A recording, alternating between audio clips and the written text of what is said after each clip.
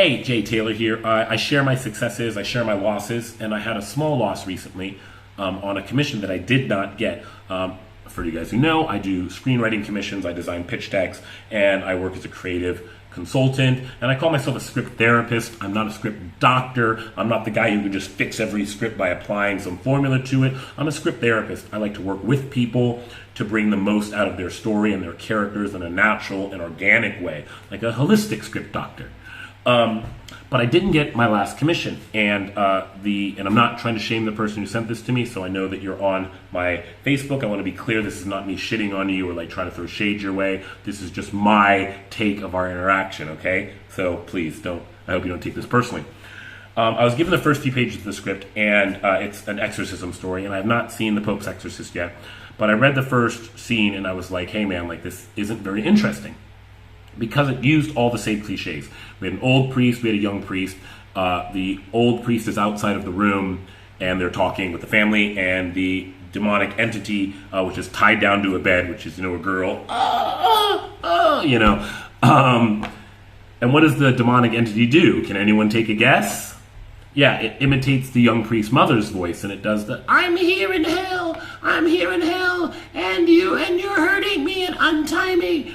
And the young priest is like, my mom's in there, oh God, and then unties the demon, who then chokes him, and then gets his neck broken, and then the old priest comes in and then does the usual shit, and then that's the start of our movie.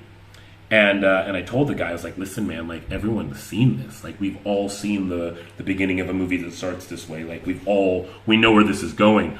And this is like, and he's like, no, this has to happen because the old priest, lost the young priest, so now he's like on a mission to like hunt down the demon. I'm like, yeah, it's really fucking lame motivation. I mean, and it's not lame motivation in like real life. It wouldn't be lame motivation if no one had ever seen a possession movie before. It wouldn't be a lame motivation if our character wasn't a priest who was an exorcist whose job it is to deal with this type of stuff, right? Like if this was an ordinary person who lost someone they cared about to a demon and that was what made them change their whole life, that would make sense. But the thing is, our job is, and my job I feel like, is to make intelligent characters, right? So why would the young priest even believe that his mother was on the bed anyway? Like that doesn't make any fucking sense. Like he's an exorcism dude. Like his job is to train for this type of stuff. Of course they're going to use your mom or your grandma or someone you care about. Like of course they're going to try to pull things from your past. None of that should work against a real exorcist to me. They should be hardened to these type of tricks, which also means that we don't have any easy outs in our script, which means our demon, anything it does to break loose, manipulate, or break them down needs to be next level. It needs to be a real threat. These are hardened exorcists. They are trained to deal with this and have their souls tested. They are tempered by the fires of God. So do you think just your mom's voice, I'm down here, Billy, oh, I'm down here in hell, like that's not going to work. And if it does work, then you have weak characters, and no one wants to watch that.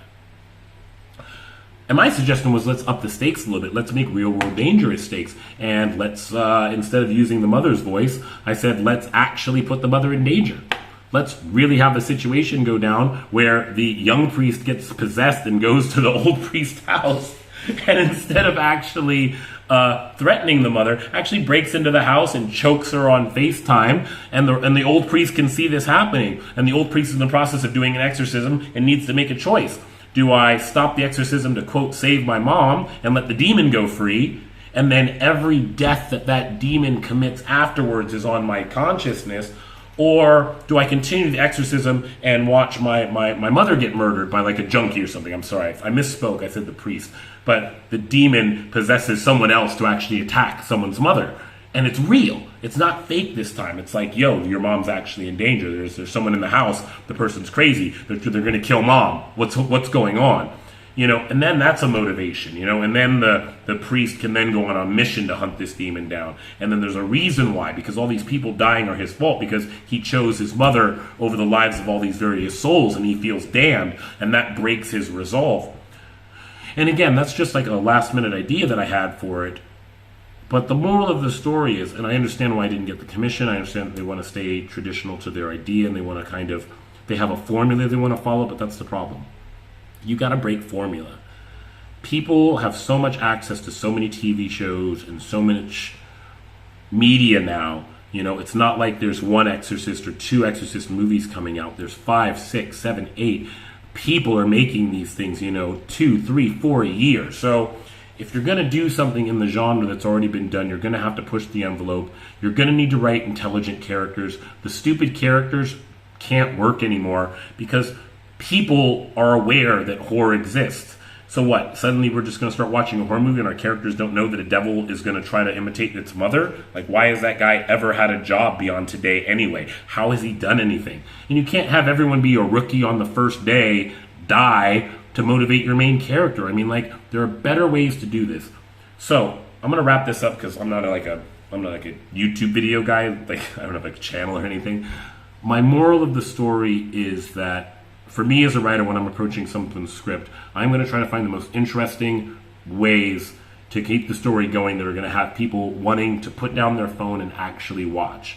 Like, that's my goal. I want them watching this, and I want them to put their phone down and want to pay attention.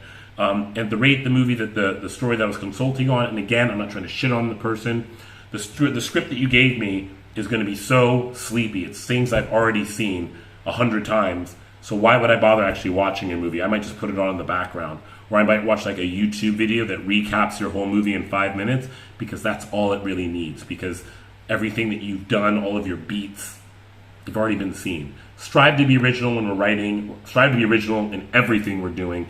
And always, you know, pay a little bit of homage to the great stuff, obviously, and stuff you love. But push for originality, people. Push for originality. My name's Jae Taylor.